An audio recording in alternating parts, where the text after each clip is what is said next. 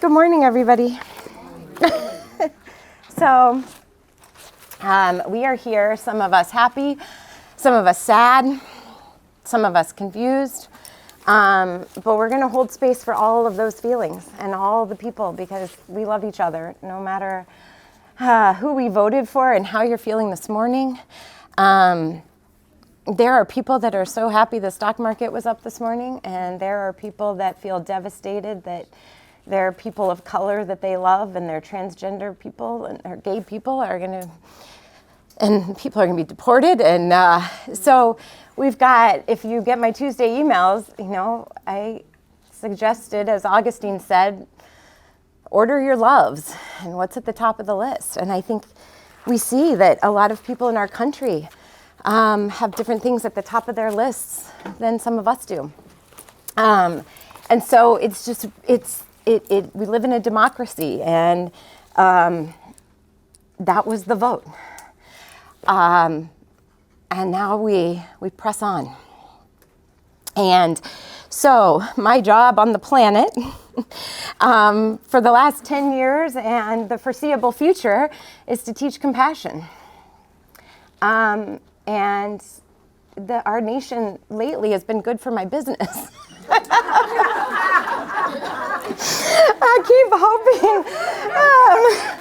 I keep hoping for a break. So I woke up this morning and I went to bed last night. I didn't check. It was ironic when I went to bed because I have 3 speaking things today.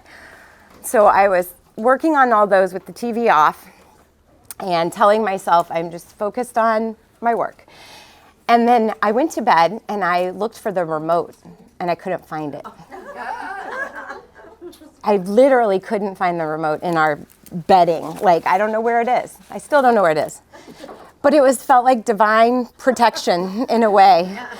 I didn't know. So I woke up this morning and our alarms were going off and I was like, Rob, who's our president? And he was quiet. I go, okay. All right, let's go be compassionate. And then, I know some of you feel like this is the right thing for the country, and I want to honor that too. I'm going to try to see that.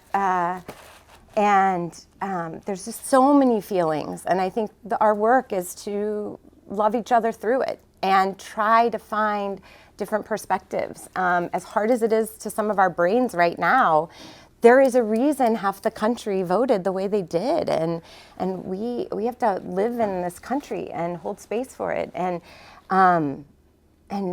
we're going to be okay.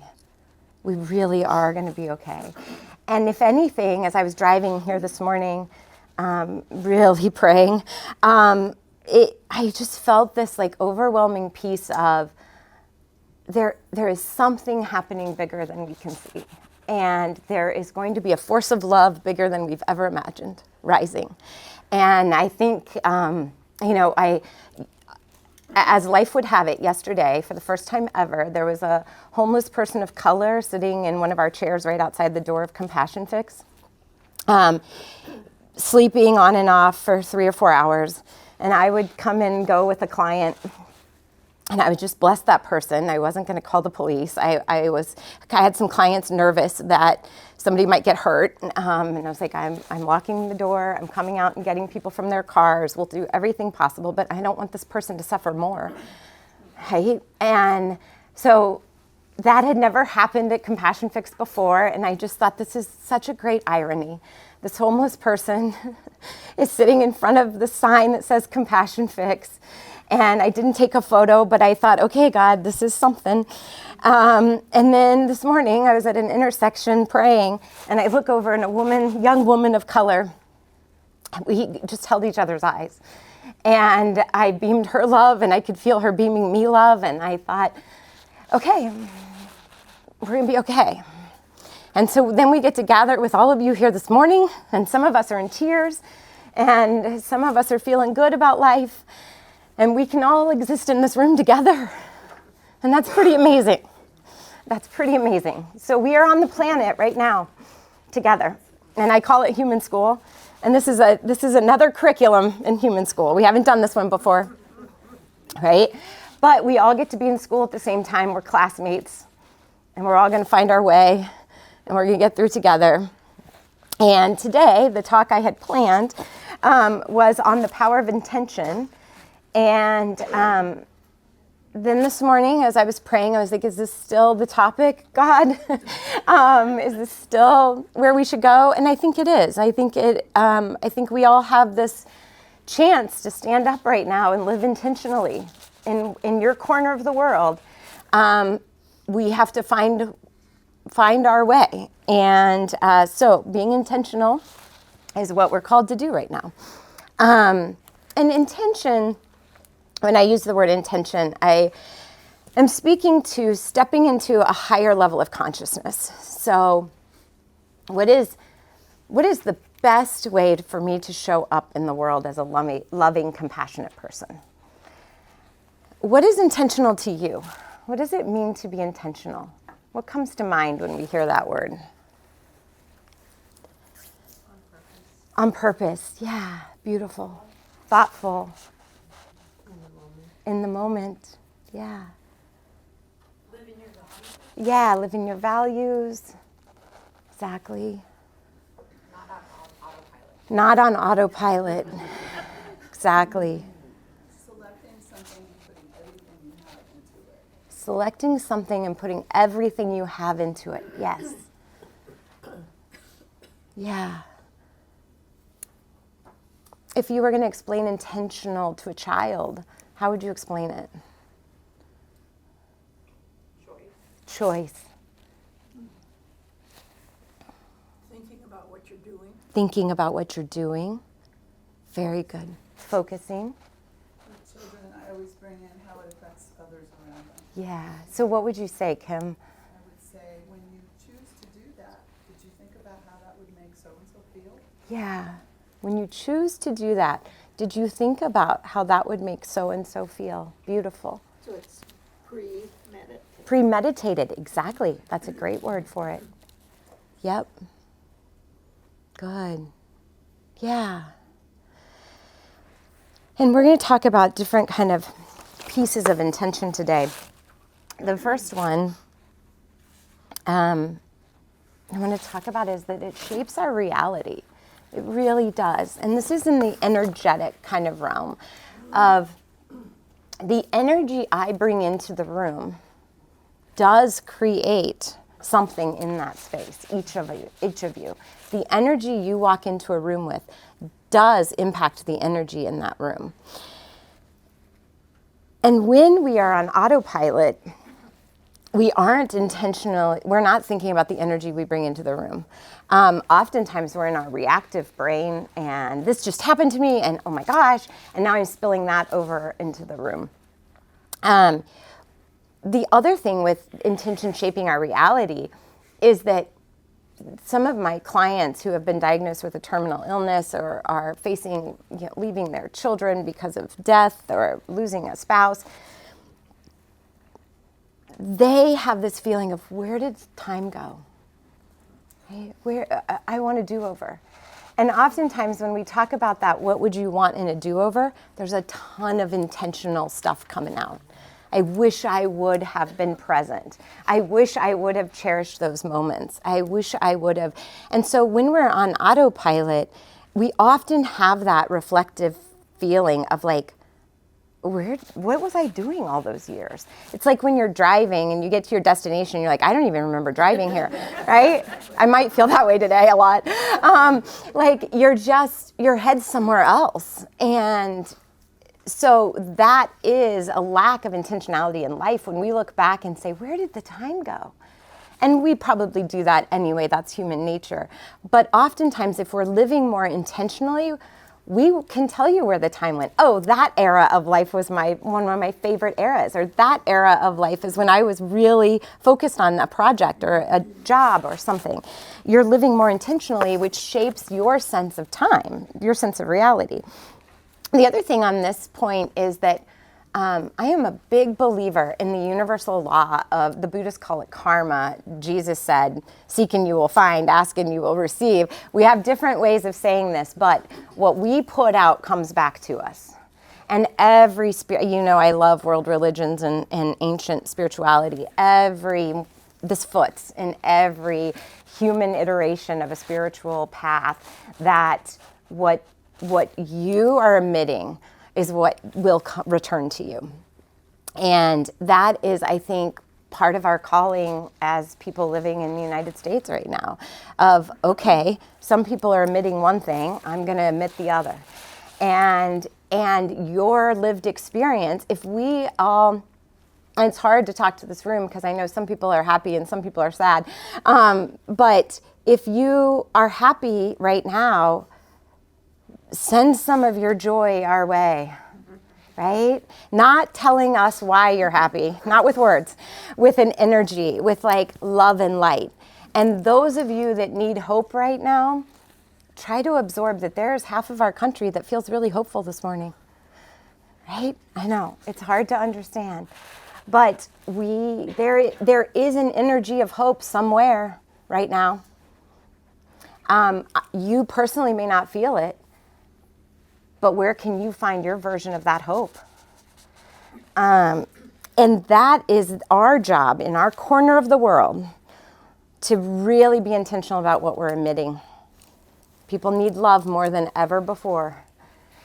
So I texted my family, ridiculous circumstances call for ridiculous amounts of love.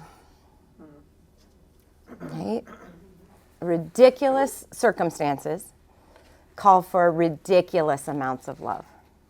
And no matter how you voted, things are ridiculous. Like, it just is. I'm not saying one party is more ridiculous than the other. The whole thing is ridiculous. So we are at a time where I'm finding hope right now. And you've heard me say this before, the space shuttle reverberates the most right through the breakthrough. And I keep thinking that we've had the shakeup. And yet we haven't, obviously. So we're in the reverberation in this time of our planet. I have to trust, and I really do believe this with every cell in my body, and this is my conversation with God every morning, of we're headed somewhere good. There is an arc toward love. I don't understand how we're getting there, but I have to trust there's some great awakening happening. And I thought it had gotten ugly enough for us to wake up, but it hasn't. So, okay. And I have to think you in this room, the spiritual leaders in the Midwest, you're leading the charge. There will be a great awakening. You're in the front line. You're the line leader. Right? And so you guys are already doing the work. And this, if we want a different reality, it's up to us on the ground to shape it. And I really do believe, I have to trust, that our intentionality to do that is our contribution, each of us. The other thing with intentionality is that it's deeper than the brain. So the brain, the mind, all the chatter, all the what do I want, I want to prove this person wrong, I want to get this out of the conversation, I want to win. All of that comes from your brain, your ego. Deep intentionality comes from your soul. So you literally want to move to a different part of your body to find intentionality. What does my heart say? What does my soul say here? And I think 100% of the time the answer is love when you go there. Because that's the essence of who you are. Each of you are loving souls. I believe that completely. We are essences of love. That's the Imago Dei. We are made in the image of God. We are souls in heaven, come into this human body, this human experience, go through earth school, tough curriculums, fun curriculums, we get it all, right? That's earth school. And then we graduate, our bodies are done, and our souls return to God. The essence of you never changed. The life circumstances changed. People threw shit on you, said bad things about you. The wheels came off of life multiple times. Your ego grew because you'd been beaten down. You had trauma, so you acted out in that. You made bad decisions. That's human school. The essence of you that entire time was pure love. It's up to us to return to that. So when we're behaving badly or we see people behaving badly, they've forgotten who they really are. They're acting out of trauma. They're acting out of unhealed parts of themselves. If we each do our work to remember at our essence, I am a beautiful, loving soul who sometimes makes bad decisions and behaves badly, but the truth of me is a beautiful, loving soul, then our intention becomes to live from that place. Our intention everywhere we go comes from a place of compassion and love, because that is the truth of who you are. So when you read things on social media like show up authentically, I read that as return to love. That's your authenticity. Your authenticity is a loving human being. Return to love every single time. And so when you're thinking about what is my intention, an easy answer is to go down to what's my soul's intention here, or what's my heart's intention here. Okay, then we're going to go there. That requires what I call an intentional pause, or a compassionate pause. That means I'm going to pause for 2 seconds to think, how do I want to show up in this conversation? What do I want to say? What do I want to do? What's the most loving version of myself? What's the most loving thing I can do next? But that requires the pause, because otherwise we're on autopilot. Right? And the more we practice that, and I'm sure some of your brains are going to like, I do that, but no one around me does that. Yeah. Okay, that resonated. Yes, so we still have to model it. And leave the room. If no one else is doing it, protect yourself. If no one else around you takes a compassionate pause, leave the room. Because you have to continue to be anchored in your love and compassion. And when you're anchored there, the storms, the winds, the junk blowing around you, it can be bad. It can be a bad storm. But you're anchored, you're tethered in love, that will never be wrong. That will never be wrong. So part of intention also comes from, as Brooke said, knowing your values. Like, what do you stand for? I think we need to double down on that right now.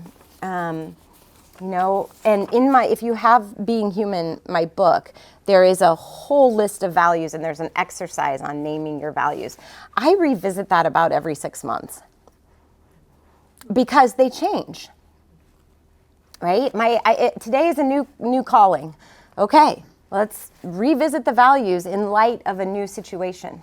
So I think values need to be, now some of them show up consistently. Compassion shows up consistently for me. But like what the needs of my family are change, or what's happening in my business changes, what's happening in the world changes.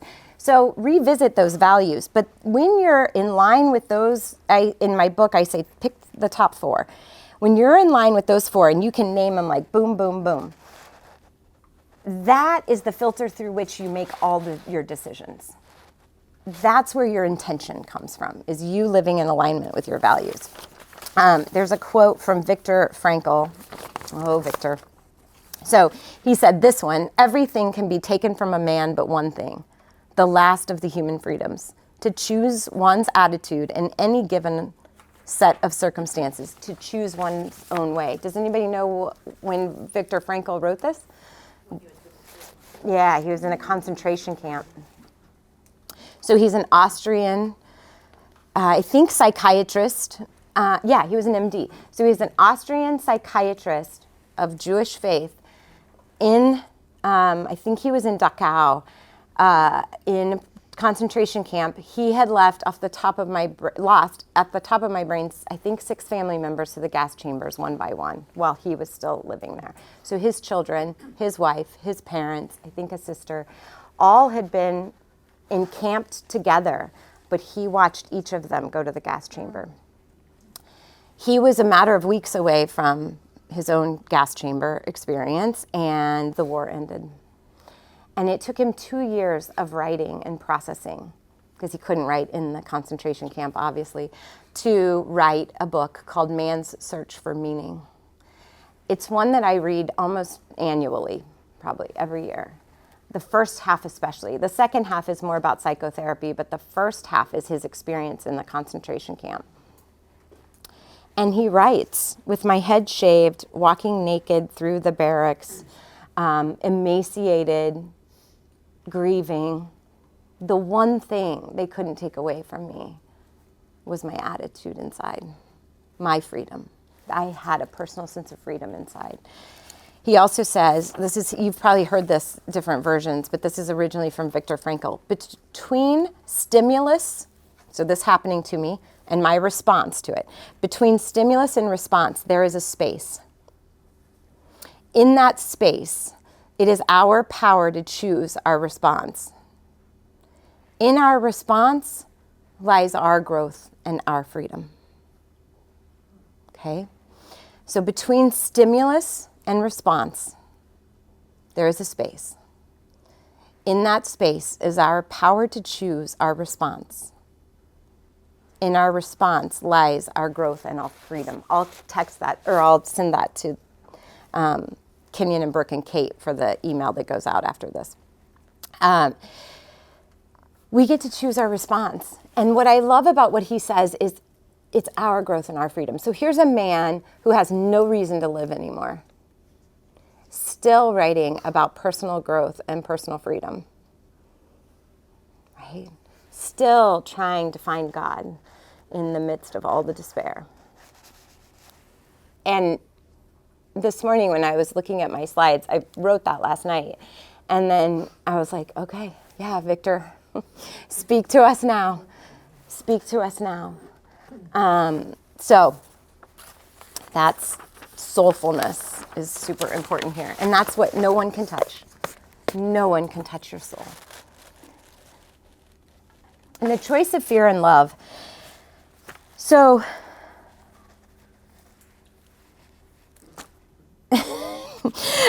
this is one of my favorite teachings. You've probably heard it from me many, many times. The context continues to deepen in my brain as I live more time being human in my sixth decade here. The choice of fear or love. I really believe everything does come down to, am I going to live from a place of fear or am I going to live from a place of love? And I used to think that was oversimplified. I first read about it in the work of Marianne Williamson and in the book A Course in Miracles. The foundation of A Course in Miracles is that a miracle occurs anytime you switch out of fear and you choose love. And I found that when I was in seminary and I was watching Super Soul Sunday and people kept quoting A Course in Miracles, and I went to the bookstore at Resurrection and they were like, oh, we would never carry a book like that. And I was like, ooh, then I want it. I want it even more. And they said, you might want to go to Unity Temple bookstore to find something like that. And I'm like, perfect, I'm going to love it. And so A Course in Miracles is a dense book. It's this thick when you order it on Amazon. And it reads, it has religious language, but it reads as if Jesus is talking to you about what we've missed, where we've missed the point. And there's some woo-woo out there stuff in it, and some people shut down early on it. But you don't have to read it. Just take it from me. The synopsis is, everything you do comes from a place of fear or love. And this was coming from the voice of Jesus through the author of A Course in Miracles. And it really... So I found it, thought, I'm going to test this out. And 99% of my life had fear as a motive in my decisions. I'm afraid that person will be disappointed. I'm afraid I'm hurting their feelings. I'm afraid I'm doing harm. I'm afraid I can't go out and do the work I want to do. What if I don't know what I'm doing? Right? Like all of that stuff was fear. And I was hearing fear 99% of the time when I tried to keep a tally of fear or love. Interesting. It felt like love, but at its root was often fear. And so it's a great exercise if you want to take it on And then say, all right, what would I do without the fear? If I weren't afraid. And it takes a few layers to get down to that because we live very afraid. A lot of the emotions you have this morning are fear. There's love, there's also fear. And so we have to tap into, how do I take the next loving step instead of the next fearful step? And this kind of work takes years. This work deepens in me, and it's been over 10 years since I found A Course in Miracles that I'm actively reading it and working at it. So it takes time. Our brains have been so conditioned into fear. Many of us grew up in religious environments that were fear-mongering. Right? So it's very hard to turn off that voice of fear. And then when things scare us in the world, all that conditioning work we work on just goes out the window, and we're right back in fear. You're right back in your amygdala. And remember, I love neuroscience. Your amygdala just feels really uncertain right now. Everything feels like fight or flight. No matter where you are on the scale, there's still a lot of stuff that can go down, right? On the political spectrum, there is still a lot of stuff. And so it feels very uncertain. And anytime there's uncertainty, your sweet amygdala that keeps you safe is going to fire. So what we have to do is nuance that and say, I know you're afraid, Ginger. I know you're so afraid. Let's shift that to love. What would that look like? Because fear is your brain. Fear is your brain trying to keep you safe. So go down in your soul. Courage is in your soul, not your brain. We hardly ever find courage working through it in our brain. Almost always courage comes from, that feels like what I need to do. That's a gut feeling of what I need to do. So I love Marianne Williamson's quote, love is what we're born with. Fear is what we learned here. Yeah. Exhaustion is real. Yes. And when I, as a human, sense danger, Yep. my instinct to turn inward and protect those I see as least of these Yeah. in my family becomes real. Yep. And I don't know that I have enough resources left to exude the love that I'm called to. Yeah. go forth. Perfectly said, Kim. I think the exhaustion is so real. I think women in this country are so frickin' exhausted. We've had generations of trying to overcome male dominance. And we carry that epigenetics in our cells. Our grandmothers were being treated like crap and expected to be barefoot in the kitchen. And our great-grandmothers were in the, depression. And I remember my grandmother saying, I just didn't want dirt in my sugar bowl during the dust bowl. She's like, I just wanted white sugar, right? So that's in my epigenetics.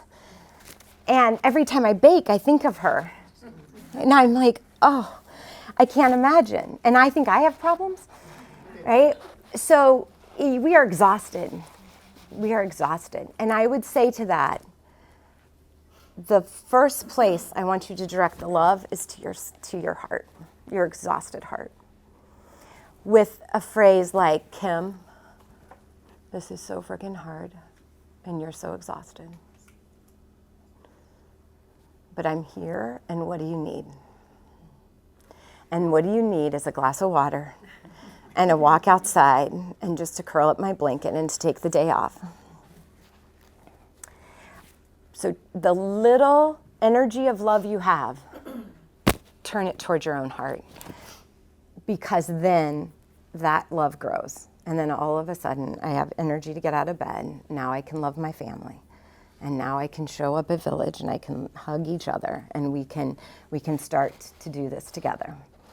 But without self-compassion, we are going to be burned out. And I think that's part of what's missing in women. And that's why I got so passionate about teaching self-compassion 8 years ago, of we have to tap in to the internal reserves because we are running on empty. And we are giving and giving and giving, and now we're going to fight another cause. And we're too empty to fight. And so I would say the one thing we can be doing is self-compassion right now. And then the rest will come. The rest will come. Yeah. And how do we get men to understand? I don't know. Good ones do. Yeah, the good ones do. And I bet we have a lot of good ones in this room. We couldn't hear the question. Oh, how do we get men to understand? The good ones know. And I think we raise our boys to be good ones. And we raise our girls to not settle for anything less. And we raise our girls to know what they deserve. Stopping this be a good girl, smile and shut up. Don't do that. Right? No. No, use your power.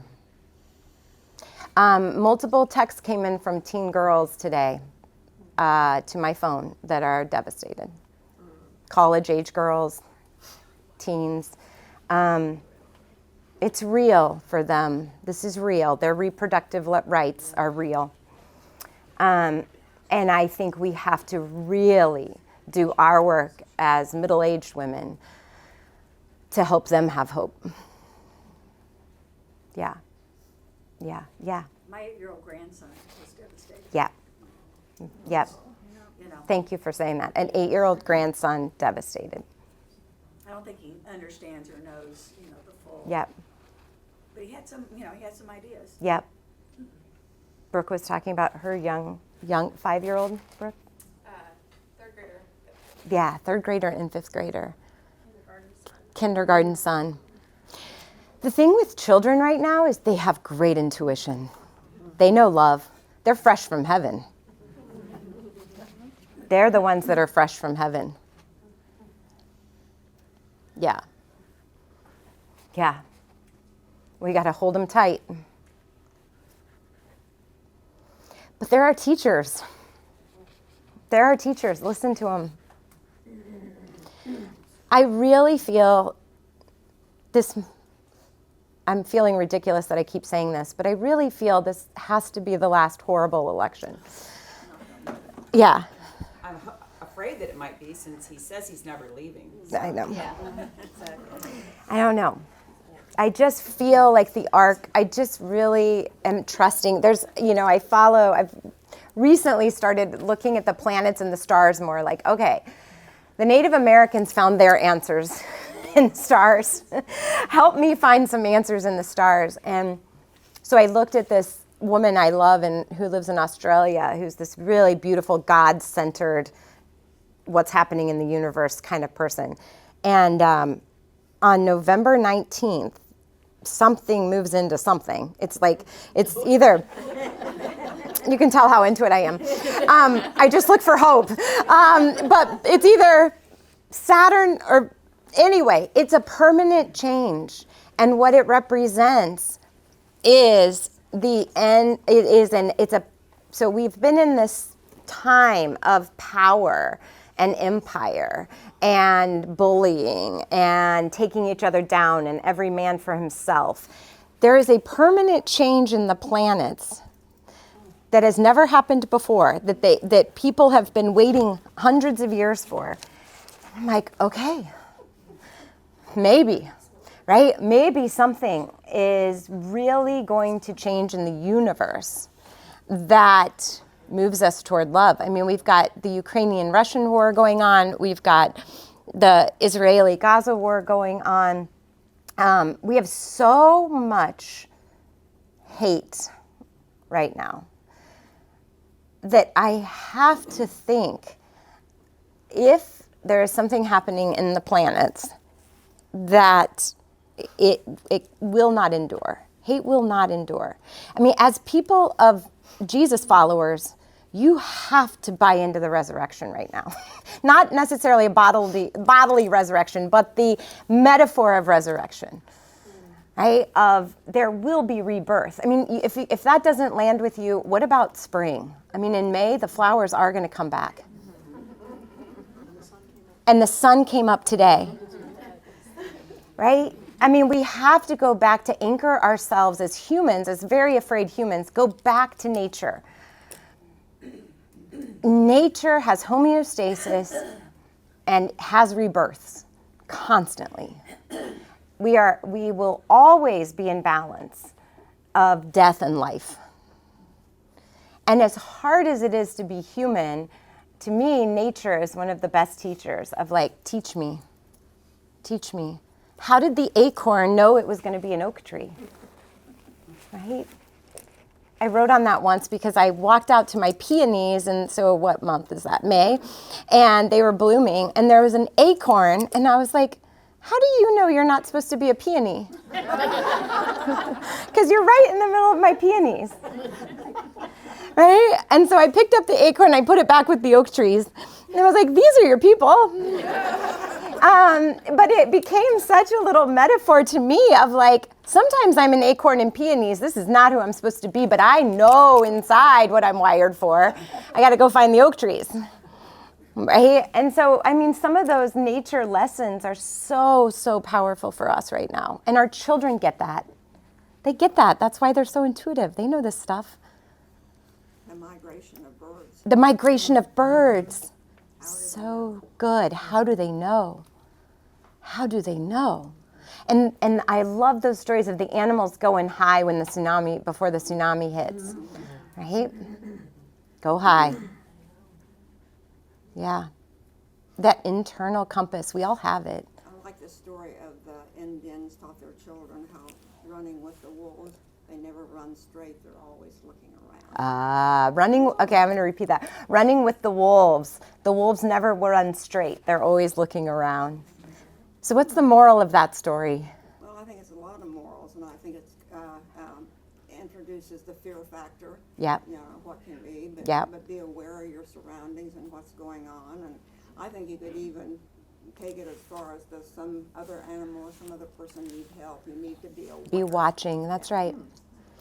Also, the herd comes to mind of like safety. Like, look at us this morning, right? We could each be in our beds, or we could be here together.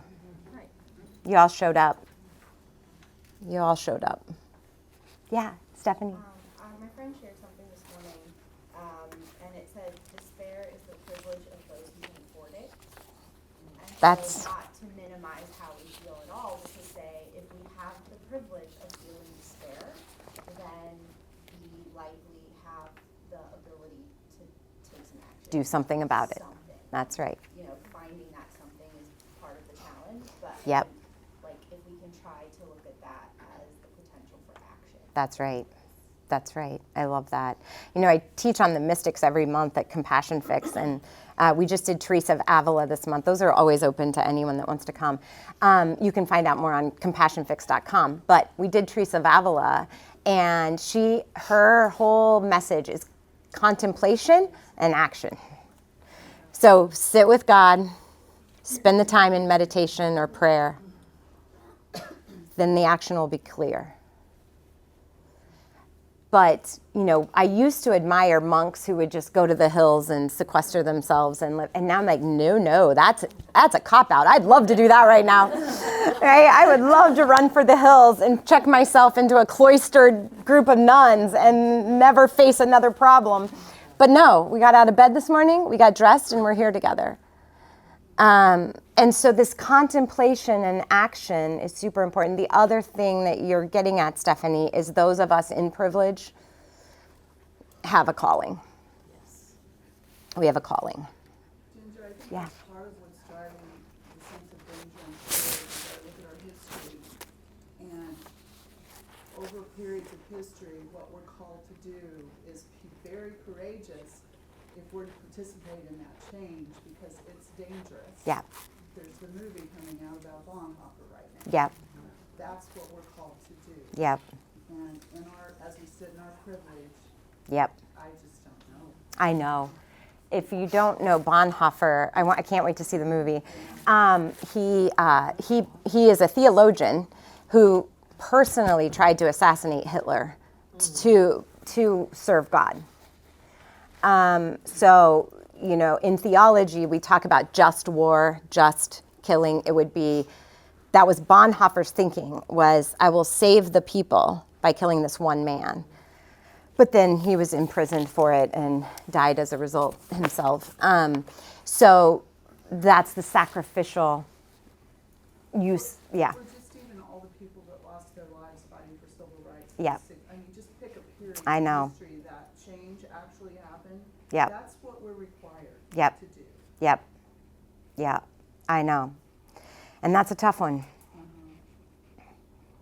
Yeah, I had some texts from people this morning saying, should I take down my Harris signs in my yard? And I said, yes, for your protection. And then I said, oh, there we go, playing it safe, right? So it's just interesting. I think we're all going to continue to process all of this. Like, I don't know that my answers are right. I'm just trying to figure it out too.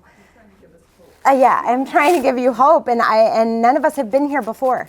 None of us have been on November 6th, 2024 before. This is all new information for all of us.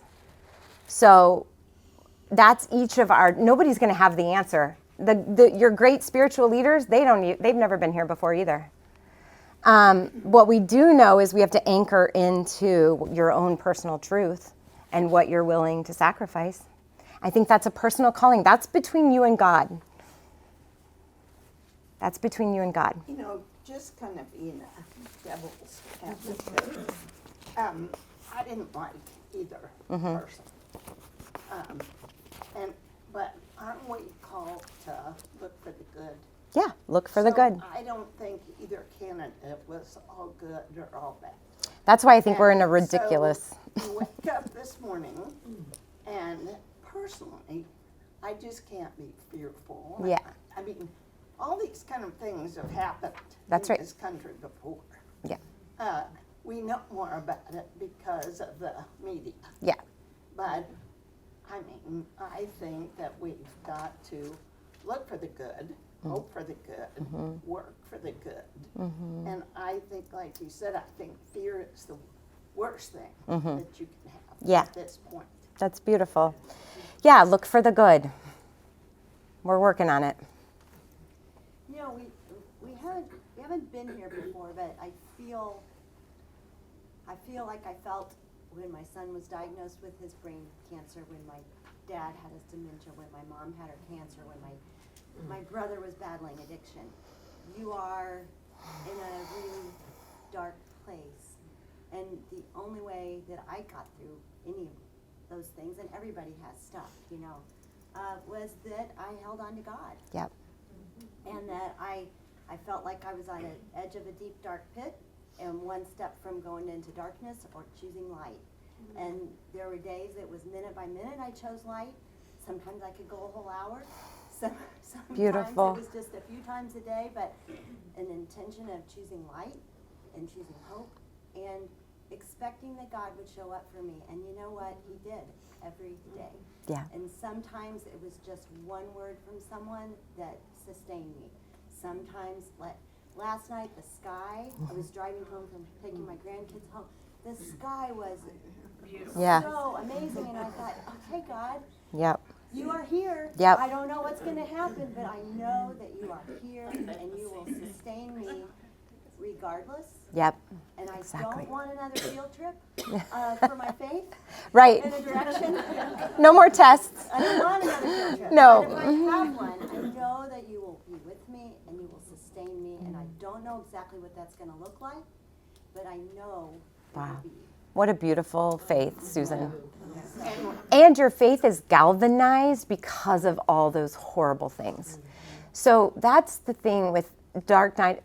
John of the Cross wrote Dark Night of the Soul. We coined that term, but it actually came from his writings in the 1500s of having his own faith crisis. Time after time, he had loss and setback. And what he wrote was, be grateful for your dark night of the soul. It galvanizes your faith more than anything else on the planet. And the people that have walked through the most shit, but chose light, they're our faith leaders. The people that have never faced adversity, they don't know what you know, Susan. They don't. And what I love, Susan, that you said also, I'm just repeating it because in case the video didn't pick you up, is you said on the brink of the darkness, you looked for light. And then you found light because you were looking for light. And choice. Beautiful. Choice is And you the way. choose it. That's the intention. That's the intention, is I'm going to find the light. Yeah, Brooke? I wonder if part of it too is amongst, like, for me today, you know, I've got a transgender niece that Yep. this is gonna change her life. Yep. So I've already been, you know, with her parents this morning, you know, just talking, but, so I wonder if part of it is us being willing to to find where we can be the light, and doing that. Yep. Maybe that is part of the light, Yep. because I don't see any light for her. Yep. Yeah, I'm going to repeat it for the video. Brooke has a niece, transgendered niece, and she is feeling the darkness, and her parents are feeling the darkness. And Brooke is looking for where's the light. The light was Brooke showing up for her niece this morning. You gave her light. And sometimes I think, you know, that's like those candle, you know, images where you were the light and she could light her light off of yours. She could put your candle onto yours. I think that's a beautiful image, Brooke, of what we're going to have to do for each other. And it feels dark. And it feels So dark. I think maybe part of it is just as God has told us, just like you spoke about the galvanizing of faith, as God has told us, I'll just be with you. Yep. I'll just be with you. Yep. And maybe part of the light is us saying to people who are now Yep. even more marginalized than they were before and looking at a very different life for themselves, maybe it's us saying, hey, I'm with you Yep. in this. I'm with you. I love that. I love that. We saw the power of that in the Me Too movement too. You know, that was such an interesting thing to live through. If one woman puts out her sexual harassment story and Me Too in the comments, and Me Too, and Me Too, and Me Too, and now we have hundreds of millions of women saying Me Too, Me Too. And men made fun of that. Let them make fun of it. What I saw in that was, Me Too, I know what you're talking about, I know your pain, and the more we can show up for each other in the pain, and I actually think there's an opportunity for a huge women's movement out of this, like we have never seen before. That is where I'm putting hope too. You want to shut us down? Watch out. Watch out. And yes, we're exhausted. We need a week to rest. Breathe. And breathe. And a lot of grieve. Thank you, grieve. Collective grief, collective breath. Then we rise, right? One man is not that powerful. He says a lot of words, he does a lot of things, right? But we have to believe in the power of us joining together. This room has never been so full. Or so quiet. So, Louise, so taking responsibility, you're already on it. Every action, thought, and feeling is motivated by an intention. So let's just sit with that for a second. Everything we do, think, and say does have an intention behind it. So even if you just take one thing away from today, is what I'm about to do, think, or say love? And if not, make an adjustment. How do you get to love? Adjust it in your brain until it gets to love. But is everything I'm about to do, say, think, are the thoughts going through my head loving? Some of us are sitting in this room with a tremendous amount of judgment for our new president. All right, let's just adjust that a little bit. Right? Turn that into love. I'm going to love on the people he's trying to crucify. I'm going to love on all the stuff he's trying to shut down. Right? You've got to tap into that inside yourself. And that intention is a cause that exists as one with an effect. That's the believing in this energetic universal law that actually my energy matters. It actually does. It feels like we don't matter. Feels like half the country doesn't matter. But it actually does, and you have to trust that. Louise Hay said, "I do not fix problems. I fix my thinking. Then problems fix themselves." Louise Hay is a cool story. She started a publishing company at age 67. She started in the AIDS crisis, she was a model, fashion model, and she was in New York City watching the AIDS crisis happen in the 1980s, and everyone being scared of a gay person or a person with HIV. And she was like, who's loving on them? People aren't using the same toilet because they just went in there. They feel horrible about themselves. Who's loving on them? She gave up her modeling career, made a little pamphlet that said, "You are loved," and started going into HIV support group meetings and gay communities and just saying, "You are loved," like Brooke did with her niece this morning. People loved her work so much that she turned that into a book called "You Can Heal Your Life," still being published. No one would publish it, so at 67, she said, "I'll start my own publishing company." Talk about contemplation and action. That's Hay House Publishing. Wayne Dyer, a lot of the authors those are all Hay House authors. So she said, "I do not fix problems. I fix my thinking, and then problems fix themselves." It's a lot. That sounds daunting this morning, but we can do it. The other thing that came to mind was Stephen Covey's quote about begin with the end in mind. How do I want this to go? How do I want this to end? So I think in conversations right now, we're going to have a very low threshold for tolerance. Just know that about yourself right now. We are tired, beaten down. Everyone, no matter how you voted, everyone's tired and beaten down. There's been a barrage of political ads. There's just a lot of noise. So know that you're fragile and you're going to be quick to snap. Yeah.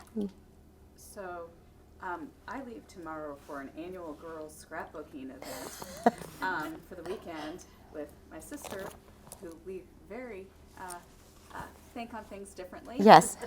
Very much so. Okay. And I am struggling. Okay. With how to do this. Yes. Yeah. Okay. Can you agree to not talk about it or not? I hope so. I think I'm going to bring that up. Yeah. I don't want to talk about it. I would set a very strong boundary there. Just because you're going into it tomorrow. We're tired. And the other thing is for both of you to let the other person have the beliefs that they have, and not try to be right or convince. Yeah, because the day of the election, she posted something. It was a very religious thing about things, and it's like, yeah, that's all great, good for you. Not all of us are comfortable with that. So it's like, just I'm praying there's no preachiness. Yeah. This weekend. And I would say, Lisa, leave the room, go for a walk. Don't sit in that. Maybe don't turn on your TV. There won't be one, thank God. And honestly, because there's so many people in there and it's overstimulation, I usually have AirPods on. Yeah, good. To drown out people. Protect Lisa. But I will say, so in 2016, I was out in D.C. for that election. I was working out there, so that was interesting. And it was the most interesting Thanksgiving ever after that. But I find I feel like I'm censoring myself because I haven't been posting anything. I'm trying not to post things on social media. Yeah. And I did share one thing today about just saying, not about candidates, but just it's okay to not be productive today. It's okay Good. to take time off That's and right. whatnot. And I'm hoping my sister will understand. Please don't bring this up. Yeah. Yeah.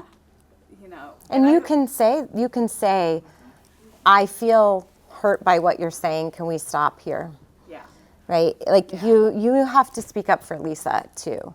And as somebody with a master's in theology and a master's in divinity, Christianity has been hijacked. There is nothing in Jesus that looks like some of the things that are being called Christianity. So, you know, I'm grateful for that education because I do feel like I have done the translation work. I have read the Hebrew. I have read the Greek. I have studied Native American theology. I've studied Islam. I've studied Judaism. I've studied Buddhism. Hate is the last thing that resembles Jesus. Take care of the least of these is Jesus. So people that are using Christianity and quoting a literal King James Bible is the worst translation we have of any Bible. Yes. It is the most inaccurate. It is the foundation of the Baptist Church and the Evangelical Church. The last thing I want to share, all we can do is go out of this room with compassion and love for everybody. And Elizabeth Kubler-Ross, who many of you know as the Stages of Grief author, she originally wrote on the stages of death. People took that and turned it into the stages of grief. There are only two emotions, love and fear. All positive emotions come from love, all negative emotions from fear. From love flows happiness, contentment, peace, and joy. From fear comes anger, hate, anxiety, and guilt. I think a lot of the behaviors in half of our country, half of our population, are coming from deep fear, right? They're acting out of fear. If we can look at them as a very afraid little boy, little girl, you have compassion for that human, and then you do what you need to do in your corner of the world to teach love. We're climbing a mountain. And hurt people do hurt people. Yeah. So somebody who is very afraid is going, we sometimes see a bully as being this big thing that we can't take on. A bully is more afraid than anybody. That's right. And they're punching down because of that. The other thing, hurt people, yes. Transformed people, transform people. Empowered people. You guys are the leaders of that. Thanks a lot, Ginger. Yeah. We can do it together. And we will be back here in December. Yep, and we're gonna feel differently than we do today. And we will march on together, and we're holding hands and hugging each other through it. We may need a half session between. And that's when this planet thing happens, so who knows? But yes. If there could be a session on rage and like really What to do with rage? struggling with rage. There is a new book on rage. I've got to get, I haven't read it yet, so it's not in my brain yet, but I will have Brooke put that in our email. Thank you. There's a new one out on how the psychological impact of rage and how to process it. I'll put that in the email. Thank you. Yeah. Because I think my husband, I think I scared him. I didn't want to talk this morning, and so he thought I was mad at him. Right. And I know. I've been crying all night. I'm like, I love you, but I can't. Yeah. I just can't right now. Yeah. So. I think we're going to be crying. I mean, and it's okay. It's okay. Love makes us tender, right? And so when you're encountering other loving people, you're going to be tender. And that's not all bad. Crying is not bad. Crying, I told my clients when they cry in my sessions, like, tears are truth. Tears are truth. Something good just came up in you. Let's go with it. No shame here. No shame. This is part of the patriarchy, is women have been shamed for being overly emotional and overly sensitive and crying too much. No, tears are truth. You're tapping at something that's coming up from your soul when you cry. Listen to it. It's good. Tears need a rebranding. They're good. They're good. They're cathartic. There's been cortisol found in your tears, so you're literally crying out stress. Oh, that's good. You're literally crying out stress. That's true. Yeah, studies on teardrops have found cortisol in them. That's the stress hormone. And don't you feel better after? And you, cry? that's why. That's why, Anne, you feel so much better after a cry. You literally reduced your cortisol levels. Amazing.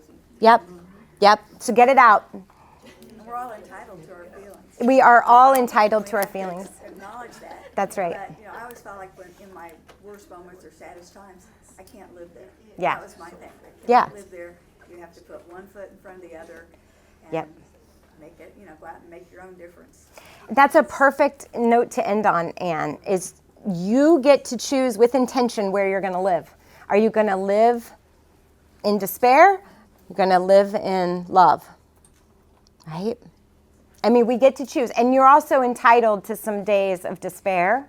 I think that's that's the dark night of the soul. That's where God finds you, is in the despair. So don't rush out of that. That's holy ground. The despair is holy ground. You get real clear on things in despair. So sit in the despair, and then when you begin to see the ladder out of the pit, right? Oh, there's the ladder. I can come out of this. Then you get to choose, do I stay in the pit or will I climb out of here? Yeah. But that's your intention. You get to choose. It's your time on the planet. How are you going to live it? Right? I'm grateful to be with all of you. Thank you. Thank you.